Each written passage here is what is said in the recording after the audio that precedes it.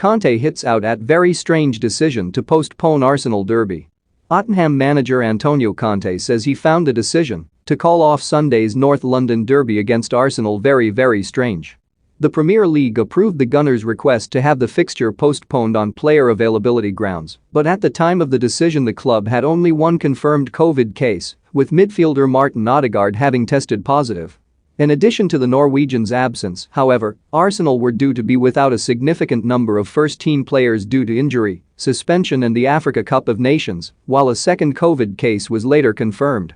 The postponement has been widely criticized, with many feeling that the Premier League guidance over the numbers of players required to fulfill fixtures during the pandemic is now being exploited. On Saturday, Tottenham issued a statement in which they said they were extremely surprised at the league's decision and, speaking ahead of tomorrow night's rearranged game against Leicester, Conte voiced his own frustration. "The club made a statement, and it was very clear to show our disappointment," Conte said.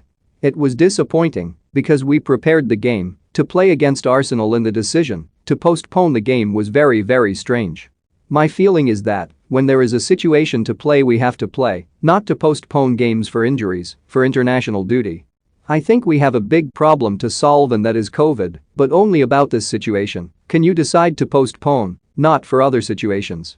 Honestly, it's my first time in my life, and I've had a bit of experience in football, to see this type of decision."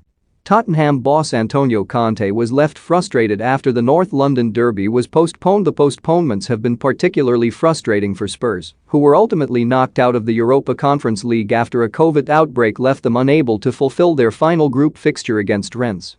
Spurs asked the Premier League to have their game against Leicester rearranged back in December in order to free up space to play Rennes ahead of UEFA's deadline, but the request was rejected and the French side were awarded a 3-0 win, only for the Leicester clash to eventually be called off anyway because of the Fox's own COVID outbreak.